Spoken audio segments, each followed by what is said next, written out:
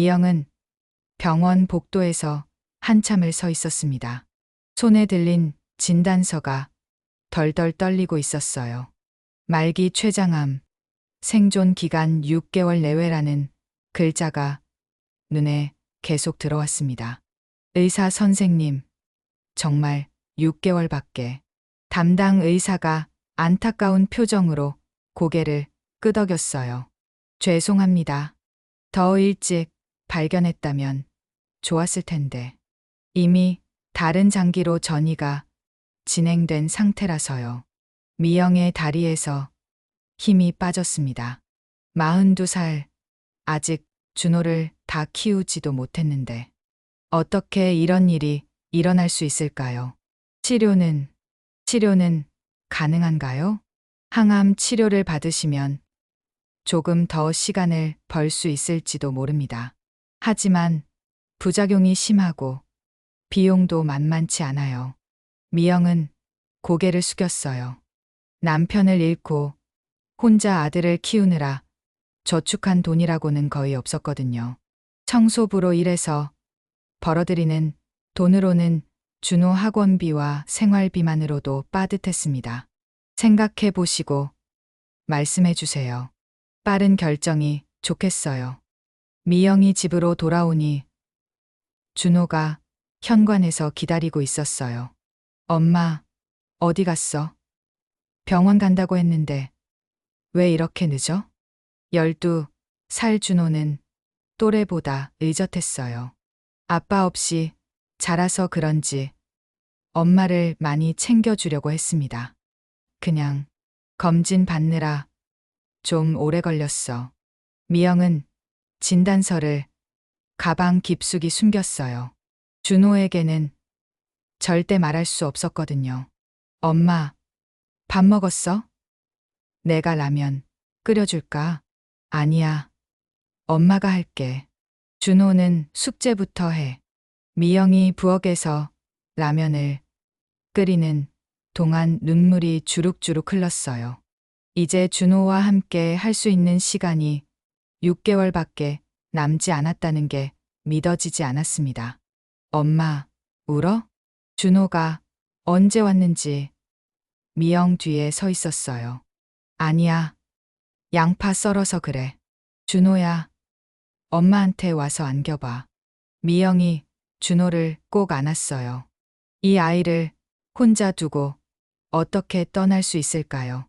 엄마, 너무 세게 안아서 숨 막혀. 준호가 웃으며 말했지만 미영은 놓을 수가 없었어요. 준호야, 엄마가 너를 얼마나 사랑하는지 알아? 당연히 알지. 나도 엄마 사랑해. 그날 밤 미영은 잠들지 못하고 준호가 자는 모습을 바라봤어요. 작은 코에서 나는 고른 숨소리, 베개에 닿은 부드러운 머리카락, 모든 게 소중했습니다. 미영의 머릿속에는 온갖 생각들이 들어있었어요. 준호를 누가 돌봐줄까요? 언니가 키워주겠다고 하겠지만 준호가 과연 적응할 수 있을까요? 아니야. 아직 포기하면 안 돼. 미영은 마음을 다잡았어요. 남은 6개월 동안 준호가 혼자서도 잘 살 수 있도록 모든 걸 가르쳐 줘야 했습니다. 요리하는 법, 빨래하는 법, 용돈 관리하는 법, 그리고 무엇보다 엄마 없이도 씩씩하게 살아갈 수 있는 마음가짐까지.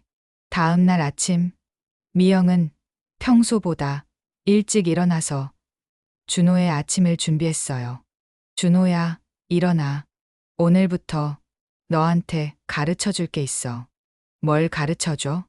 요리 말이야. 이제 너도 중학생 될 거니까 간단한 요리는 할 줄 알아야지. 준호가 눈을 비비며 일어났어요. 갑자기 왜? 엄마가 해주면 되잖아. 미영의 가슴이 아팠지만 웃음을 지었어요. 엄마가 바쁠 때도 있잖아. 그럴 때 내가 스스로 해먹을 수 있어야지. 이렇게 미영의 마지막 가르침이 시작되었습니다. 일주일이 지나면서 미영은 슬슬 몸에 변화가 오는 걸 느꼈어요. 계단을 오를 때 숨이 차고 식욕도 점점 떨어졌습니다. 하지만 준호 앞에서는 티를 내지 않으려고 애썼어요. 준호야, 오늘은 빨래하는 법을 가르쳐 줄게. 엄마, 요즘 왜 이렇게 이상한 거 가르쳐? 빨래는 엄마가 하면 되잖아. 준호가 의아한 표정을 지었어요. 며칠 전부터 엄마가 갑자기 생활 기술들을 가르쳐 주기 시작했거든요. 엄마가 언제까지 내 빨래를 해줄 줄 알아? 독립하면 내가 다 해야 하는 거야. 미영이 웃으며 말했지만 마음은 무거웠어요. 독립은커녕 몇 개월 후면 엄마 없이 살아야 하는데 세탁기에 옷을 넣는 법, 세제 양 조절하는 법, 섬유유연제 넣는 타이밍까지 미영은 하나하나 자세히 알려줬어요. 준호가 진지하게 듣고 있었어요. 엄마, 이거 생각보다 복잡하네. 그래서 미리 가르쳐 주는 거야. 나중에 헤매지 않도록. 그날 오후 미영은 병원에서 연락이 왔어요. 항암 치료에 대한 결정을 해달라는 거였습니다. 미영은 준호가 학교에 간 사이 병원에 다녀왔어요. 선생님, 항암 치료 비용이 얼마나 될까요? 한 달에 대략 200만 원 정도 들 것 같습니다. 보험이 적용되긴 하지만 미영은 계산해 봤어요. 자신의 월 수입은 150만 원 정도였고 준호 생활비와 학원비로 거의 다 나가는 상황이었습니다. 선생님, 치료를 안 받으면 정말 6개월밖에. 안타깝지만 그렇습니다. 하지만 가족분들과 상의해서 결정하시는 게. 가족이요? 저는 준호 하나뿐이에요. 의사가 미영의 상황을 이해하는 듯 고개를 끄덕였어요. 생각할 시간을 드릴게요. 하지만 너무 늦으면 안 됩니다. 집으로 돌아오는 길에 미영은 문구점에 들렀어요. 예쁜 편지지와 봉투들을 골라서 샀습니다. 뭘 하시려고요? 점원이 물어보자 미영이 대답했어요. 편지를 쓸 거예요. 아주 중요한 편지들을. 그날 밤 준호가 잠든 후 미영은 편지를 쓰기 시작했어요. 사랑하는 준호에게 13번째 생일을 축하해. 첫 번째 편지는 내년 생일 편지였어요. 미영이 살아서 축하해 줄 수 없는 생일이었습니다. 준호야, 엄마가 곁에 없어도 생일은 꼭 축하해야 해. 케이크도 사 먹고 친구들이랑 파티도 하고 엄마가 못 해주는 만큼 더 행복하게 지내야 해. 편지를 쓰면서 눈물이 뚝뚝 떨어졌어요. 봉투가 젖을까 봐 휴지로 계속 닦아가며 썼습니다. 두 번째 편지는 중학교 입학 편지였어요. 준호야, 중학생이 되는 걸 축하해. 엄마가 못 봐줘서 미안하지만 내가 얼마나 멋진 학생이 될지 상상만 해도 기뻐. 세 번째는 졸업 편지. 네 번째는 고등학교 입학 편지. 미영은 준호의 인생에서 중요한 순간들을 하나하나 생각하며 편지를 썼어요. 성인식, 대학 입학, 첫 취업, 그리고 언젠가 있을 결혼식까지. 12통의 편지를 다 쓰고 나니 새벽이 되어 있었어요. 미영은 편지들을 예쁜 상자에 넣고 준호 이름을 적어두었습니다. 그때 준호가 화장실에 가려고 일어났어요. 엄마, 아직 안 자? 뭐 해? 미영이 편지 상자를 황급히 숨겼어요. 그냥 일기 쓰고 있었어. 이렇게 늦게까지? 엄마도 빨리 자야지. 준호가 미영의 이마에 뽀뽀를 해주고 다시 방으로 들어갔어요. 미영은 그 따뜻한 입맞춤이 얼마나 소중한지 새삼 깨달았습니다. 한 달이 지나자 미영의 몸은 눈에 띄게 야위어졌어요. 옷이 헐렁해지고 얼굴도 많이 빠졌습니다. 하지만 여전히 준호에게는 괜찮은 척했어요. 엄마, 요즘 많이 말랐네. 밥 제대로 안 먹어? 준호가 걱정스러운 표정으로 물어봤어요. 다이어트 중이야. 엄마도 예뻐지고 싶거든. 미영이 억지로 웃으며 대답했어요. 하지만 실제로는 음식이 넘어가지 않아서 먹을 수가 없었습니다. 엄마, 오늘은 뭘 가르쳐 줄 거야? 요즘 준호는 엄마의 생활기술 수업을 재미있어 했어요. 자신이 점점 어른스러워지는 것 같아서 뿌듯했거든요. 오늘은 용돈 관리법을 가르쳐 줄게. 미영이 가계부와 통장을 꺼냈어요. 보아라. 이게 우리 집 가계부야. 수입과 지출을 기록하는 거지. 준호가 신기한 듯 들여다봤어요. 엄마, 월급이 이것밖에 안 돼? 그럼 어떻게 생활해? 미영이 웃으며 설명했어요. 그래서 계획적으로 써야 하는 거야. 필요한 것과 원하는 것을 구분해서. 미영은 준호에게 돈의 소중함과 관리법을 자세히 알려줬어요. 언젠가 혼자 살게 될 준호가 경제적으로 어려움을 겪지 않았으면 했거든요. 그날 오후 미영은 준호 담임 선생님을 만나러 학교에 갔어요. 선생님, 상담 요청드린 이유가 있어서요. 네, 말씀해 보세요. 준호 때문인가요? 미영이 한참을 망설이더니 입을 열었어요. 제가 많이 아파서요. 준호를 부탁드리고 싶어서요. 담임 선생님이 놀란 표정을 지었어요. 많이 아프시다는 게 시한부예요. 몇 개월 정도 남았대요. 선생님의 얼굴이 굳어졌어요. 준호는 알고 있나요? 아니요. 모르게 하려고 해요. 아직 어린데 이런 걸 알면 얼마나 충격이겠어요. 선생님이 미영의 손을 잡았어요. 정말 힘드시겠어요. 준호를 돌봐줄 가족은 있으신가요? 언니가 있긴 한데 준호가 적응할 수 있을지 걱정이에요. 걱정하지 마세요. 학교에서도 최대한 도와드릴게요. 미영이 고개를 숙여 감사 인사를 드렸어요. 한 가지 부탁이 더 있어요. 제가 준비해 놓은 편지들이 있거든요. 준호 생일마다, 중요한 날마다 전해 주실 수 있나요? 당연히 그렇게 해드릴게요. 집으로 돌아오는 길에 미영은 약국에 들렀어요. 진통제를 사려고 했거든요. 요즘 배가 너무 아파서 참기가 힘들었어요. 손님, 이 약은 하루에 3번만 드세요. 그리고 너무 자주 드시면 안 됩니다.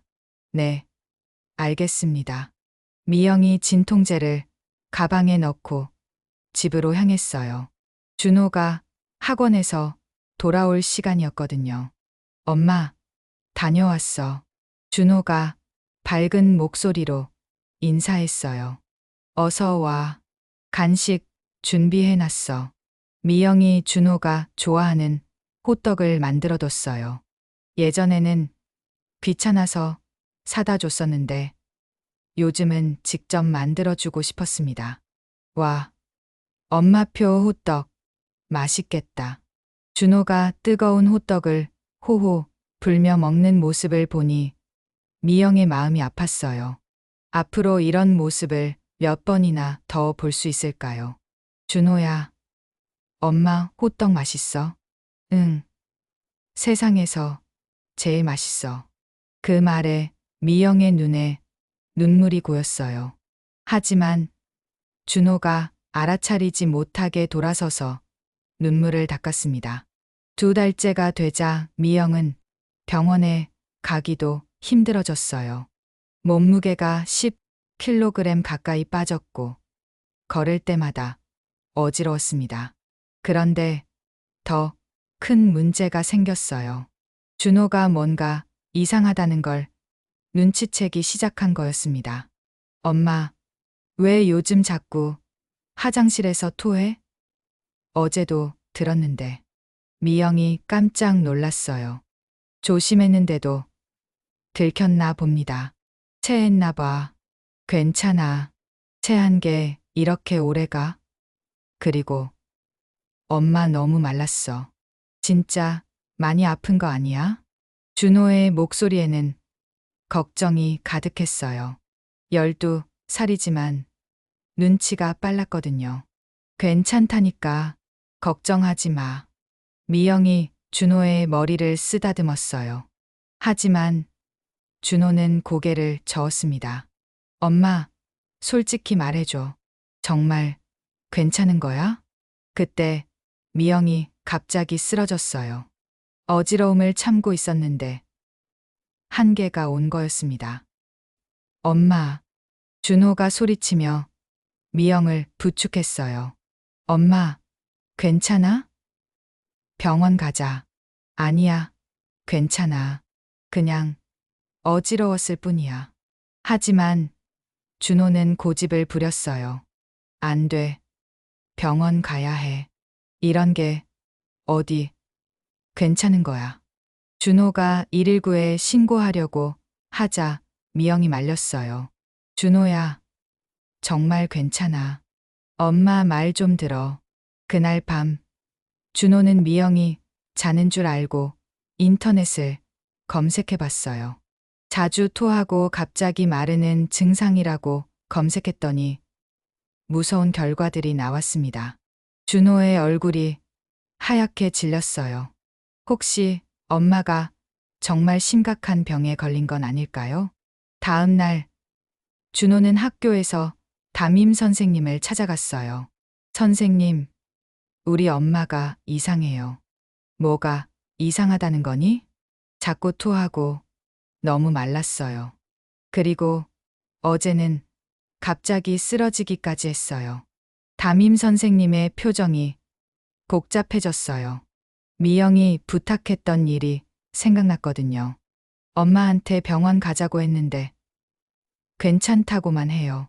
선생님, 우리 엄마 많이 아픈 거 맞죠? 준호의 눈에 눈물이 고였어요. 선생님이 준호의 어깨에 손을 올렸어요. 준호야, 엄마가 많이 힘드신 것 같구나. 집에서 엄마를 많이 도와드려야겠어. 그날 오후 준호는 일찍 집에 왔어요. 엄마를 위해 무언가를 해주고 싶었거든요. 엄마, 내가 저녁 해줄게. 미영이 놀랐어요. 아니야, 엄마가 할게. 아니에요. 엄마가 가르쳐 준 대로 해볼게요. 준호가 부엌에서 라면을 끓이기 시작했어요. 계란도 넣고 파도 넣고 엄마가 가르쳐 준 대로 정성스럽게 만들었습니다. 짜잔, 준호표 라면. 준호가 자랑스럽게 라면을 가져왔어요. 미영은 그 모습을 보며 눈물이 났어요. 고마워, 준호야. 엄마, 많이 드세요. 맛있게 만들었어요. 미영이 한 젓가락 떠서 입에 넣었어요. 별로 맛있지는 않았지만 세상에서 가장 맛있는 라면 같았습니다. 정말 맛있다. 준호가 요리도 잘하네. 해. 엄마가 잘 가르쳐줘서요. 그날 밤 미영은 또 다른 편지를 썼어요. 준호야, 엄마가 아플 때 내가 해준 라면이 정말 맛있었어. 그때 엄마가 얼마나 고마웠는지 몰라. 앞으로도 그런 따뜻한 마음을 잃지 말아줘. 편지를 쓰면서 미영은 깨달았어요. 시간이 얼마 남지 않았다는 걸. 이제 정말 준비를 해야 할 때가 온 것 같았습니다. 석 달째가 되자 미영은 더 이상 숨길 수 없다는 걸 알았어요. 몸무게가 더 빠졌고 얼굴색도 누렇게 변했습니다. 무엇보다 준호가 계속 의심의 눈초리를 보내고 있었어요. 어느 날 오후 미영이 화장실에서 피를 토하는 걸 준호가 목격했어요. 엄마, 준호가 소리치며 뛰어왔어요. 엄마, 피를 토했어. 이거 정말 위험한 거 아니야? 미영이 황급히 입을 닦았어요. 아니야, 그냥이 아니에요. 엄마, 정말 큰 병에 걸린 거죠? 준호의 목소리가 떨렸어요. 이제는 확신이 서는 듯 했습니다. 준호야, 진정해. 엄마가 설명해 줄게. 미영이 준호를 거실로 데려가서 앉혔어요. 이제 더 이상 숨길 수 없었습니다. 엄마가 조금 아프긴 해. 얼마나 아픈데요? 치료하면 나아요? 미영의 눈에 눈물이 고였어요. 치료가 쉽지 않은 병이야. 준호가 미영을 꼭 안았어요. 그럼 치료받아요. 돈이 없으면 빌려서라도. 돈 문제가 아니야. 준호야. 그럼 뭐가 문제예요? 미영이 한참을 망설이더니 말했어요. 너무 늦게 발견해서 이미 많이 진행된 상태야. 준호가 미영을 더 꽉 안았어요. 그래도 치료받으면 나아질 수 있잖아요. 포기하면 안 돼요. 미영도 준호를 꼭 안아줬어요. 엄마가 포기한 게 아니야. 그냥 현실을 받아들이는 거야. 현실이 뭔데요? 미영이 준호의 눈을 바라봤어요. 엄마가 오래 살지 못할 것 같아. 그 말을 듣는 순간 준호가 울음을 터뜨렸어요. 싫어. 그런 소리 하지 마세요. 준호야, 엄마 없으면 나는 어떻게 살아? 나는 엄마밖에 없는데. 준호가 미영에게 매달리며 울었어요. 미영도 참고 있던 눈물을 흘렸습니다. 미안해, 준호야. 엄마가 너무 미안해. 두 모자는 한참을 안고 울었어요. 그날 밤 준호는 미영 옆에서 잠들었어요. 엄마와 떨어져 있기가 무서웠거든요. 미영은 잠든 준호의 머리를 쓰다듬으며 생각했어요. 이제 정말 준비를 마무리해야겠다고. 며칠 후 미영은 언니 수영에게 연락했어요. 언니, 나 좀 봐줄 수 있어? 무슨 일이야? 목소리가 이상하네. 직접 만나서 얘기할게. 중요한 일이야. 수영이 집에 왔을 때 미영의 모습을 보고 깜짝 놀랐어요. 미영아, 너 왜 이렇게 말랐어? 완전 다른 사람 같잖아. 미영이 수영에게 모든 걸 털어놨어요. 병원 진단, 남은 시간, 그리고 준호에 대한 걱정까지. 수영이 충격을 받아 말을 잇지 못했어요. 그럼 치료는? 돈도 없고 이미 늦었대. 항암 치료를 받아도 몇 개월 더 사는 게 전부야. 수영의 눈에 눈물이 고였어요. 준호는 어떻게 할 거야? 그래서 언니한테 부탁하려고. 준호를 맡아줄 수 있어? 수영이 고개를 끄덕였어요. 당연하지. 준호는 우리 가족이나 마찬가지야. 고마워, 언니. 미영이 수영의 손을 잡았어요. 하지만 조건이 있어. 준호가 적응할 때까지 기다려줘. 그리고 내가 준비해 놓은 것들을 잘 전해줘. 무슨 준비? 편지들이랑 여러 가지가 있어. 수영이 미영을 꼭 안아줬어요. 걱정하지 마. 준호 잘 키울게. 내가 못다 한 사랑까지 다 해줄 거야. 진실을 알게 된 후 준호는 완전히 달라졌어요. 엄마를 돌보겠다며 학원도 그만두겠다고 했고 친구들과 노는 것도 포기했습니다. 엄마, 내가 간병해 드릴게요. 아르바이트도 해서 치료비 벌어올게요. 준호야, 너는 학교나 열심히 다녀. 그게 엄마한테 가장 큰 도움이 되는 거야. 아니에요. 공부가 뭐가 중요해요? 엄마가 더 중요하죠. 준호의 눈이 빨갛게 부어 있었어요. 며칠째 제대로 잠을 못 잤거든요. 미영은 이런 준호가 안타까웠어요. 12살 아이가 감당하기에는 너무 무거운 현실이었습니다. 준호야, 엄마 말 좀 들어봐.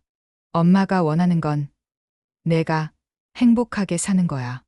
엄마 없으면 행복할 수 없어요. 그날부터 준호는 엄마를 한시도 떠나려 하지 않았어요. 화장실 갈 때도 문 앞에서 기다리고 밤에도 엄마 옆에서 잤습니다. 어느 날 미영이 갑자기 의식을 잃어서 응급실에 실려갔어요. 준호는 병원 복도에서 울면서 기다렸습니다. 의사 선생님, 우리 엄마 괜찮아요? 상태가 많이 안 좋아졌어요. 입원해서 치료받으시는 게 좋겠습니다. 그날부터 미영은 병원에 입원했어요. 준호는 매일 학교 끝나자마자 병원으로 달려왔습니다. 엄마, 오늘 급식으로 미역국 나왔어요. 엄마가 끓여준 미역국이 그리웠어요. 미영이 준호의 손을 잡았어요. 퇴원하면 미역국 끓여줄게. 정말요? 약속해요. 응, 약속해. 하지만 미영은 알고 있었어요. 다시는 집으로 돌아갈 수 없다는 걸. 며칠 후 수영이 준호를 데리고 왔어요. 준호야, 이모 인사드려. 안녕하세요, 이모. 준호가 수영에게 정중하게 인사했어요. 하지만 눈빛이 경계하고 있었습니다. 준호야, 이모가 너 데리고 가서 키워줄 거야. 준호가 벌떡 일어났어요. 싫어요. 저는 엄마랑 있을 거예요. 준호야, 엄마가 없으면 혼자 살 수 없잖아. 그럼 엄마가 낳으면 되잖아요. 준호가 고집을 부리자 미영이 말했어요. 준호야, 이모 집에 가서 살아야 해. 그게 엄마 소원이야. 왜요? 왜 저를 버리려고 해요? 준호가 울면서 소리쳤어요. 버리는 게 아니야. 엄마가 너를 사랑하니까 좋은 곳으로 보내는 거야. 좋은 곳은 엄마 옆이에요. 그날 밤 미영은 준호가 잠든 사이에 간병사에게 부탁했어요. 제가 준비해 놓은 편지들이 있어요. 준호한테 전해주세요. 편지요? 생일마다, 중요한 날마다 읽을 수 있게 해주세요. 그리고 이것도. 미영이 작은 상자를 꺼냈어요. 준호 아빠 유품이에요. 준호가 20살 되면 주세요. 간병사가 고개를 끄덕였어요. 그리고 마지막 부탁이에요. 네, 말씀하세요. 제가 죽으면 준호한테 이 편지를 줘주세요. 미영이 봉투 하나를 내밀었어요.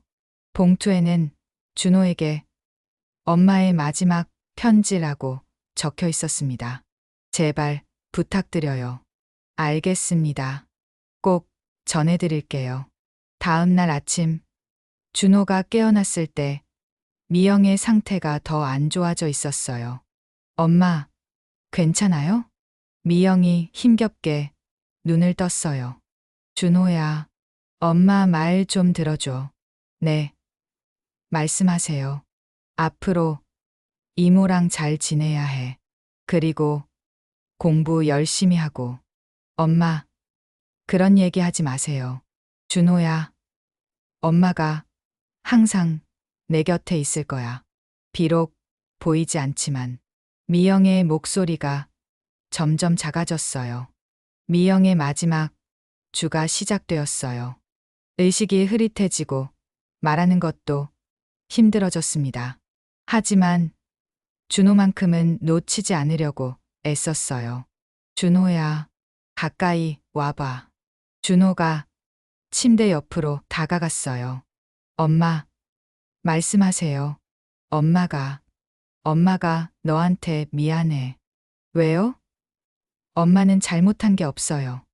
더 오래 살아서. 내 결혼식도 보고 손자도 안아보고 싶었는데.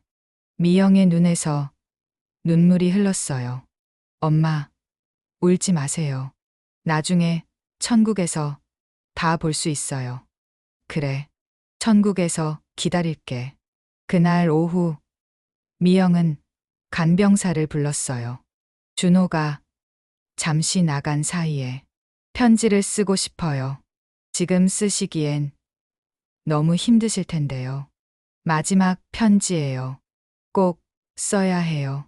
간병사가 펜과 종이를 가져다 줬어요. 미영은 떨리는 손으로 글씨를 썼습니다. 사랑하는 준호에게 엄마가 먼저 가서 미안해. 너를 혼자 두고 가는 게 가장 아파. 하지만 엄마는 항상 내 곁에 있을 거야. 힘들 때마다 하늘을 봐. 엄마가 구름이 되어서 너를 지켜주고 있을 거야. 글씨가 삐뚤빼뚤했지만 마음만큼은 가득 담겨 있었어요. 그날 저녁 준호가 병실로 돌아왔어요. 엄마, 다녀왔어요. 오늘 선생님이 엄마 안부 물어보시더라고요. 그래? 선생님께 고맙다고 전해드려. 예. 그리고 친구들도 엄마 빨리 나으시라고 하더라고요. 고마운 친구들이네. 미영이 준호를 침대 위로 불렀어요. 이리 와서 엄마 옆에 누워봐. 준호가 조심스럽게 엄마 옆에 누웠어요. 엄마, 따뜻해요. 엄마도 준호 옆에 있으니까 따뜻해. 미영이 준호를 꼭 안아줬어요. 준호야, 엄마 노래 불러줄까? 네, 좋아요. 미영이 준호가 어릴 때 자주 불러주던 자장가를 불러줬어요. 목소리는 작았지만 사랑이 가득했습니다. 준호가 엄마 품에서 잠들었어요. 미영은 잠든 준호의 머리를 쓰다듬으며 중얼거렸어요. 고마워, 준호야. 너 때문에 엄마가 정말 행복했어. 새벽 무렵 미영의 호흡이 점점 얕아졌어요. 간병사가 급하게 의사를 불렀습니다. 준호가 깨어났어요. 엄마. 하지만 미영은 이미 의식을 잃은 상태였어요. 의사 선생님, 우리 엄마 좀 살려주세요. 준호가 울면서 매달렸지만 의사는 고개를 저었어요. 미안합니다. 최선을 다했지만 그때 미영이 마지막으로 눈을 떴어요. 준호야, 엄마 가면 안 돼요. 사랑해. 정말 사랑해. 그 말을 마지막으로 미영이 눈을 감았어요. 엄마. 준호가 미영을 흔들었지만 미영은 더 이상 대답하지 않았어요. 병실에는 준호의 울음소리만 울려 퍼졌습니다. 12살 소년이 세상에서 가장 사랑하는 사람을 잃은 순간이었어요. 수영이 달려와서 준호를 안아줬어요. 준호야, 그만 울어. 엄마가 편안해지셨어. 하지만 준호는 울음을 멈출 수 없었어요. 세상이 무너진 것 같았거든요. 간병사가 조용히 미영이 남긴 편지 상자를 수영에게 건넸어요. 미영 씨가 준호를 위해 준비해 놓으신 거예요. 수영이 상자를 받으며 눈물을 흘렸어요. 동생이 마지막까지 준호만 생각했다는 게 가슴 아팠습니다. 장례식이 끝나고 일주일 후 준호는 수영의 집에서 지내고 있었어요. 하지만 밥도 제대로 먹지 않고 말도 거의 하지 않았습니다. 준호야, 밥 좀 먹어. 엄마가 보면 얼마나 속상하시겠어. 수영이 걱정스럽게 말했지만 준호는 고개만 저었어요. 배 안 고파요. 그래도 조금이라도. 그때 준호가 갑자기 물어봤어요. 이모, 엄마가 남긴 편지들 어디 있어요? 수영이 편지 상자를 가져왔어요. 여기 있어. 근데 이건 특별한 날에만 읽는 거래. 지금 읽고 싶어요. 아직 때가 아니야. 엄마가 내 생일마다 읽으라고 하셨어. 하지만 준호는 고집을 부렸어요. 지금 엄마가 보고 싶어요. 편지라도 읽게 해주세요. 수영이 어쩔 수 없이 첫 번째 편지를 꺼내줬어요. 준호의 13번째 생일이라고 적힌 편지였습니다. 준호가 편지를 펼쳐서 읽기 시작했어요. 사랑하는 준호야, 13번째 생일을 축하해.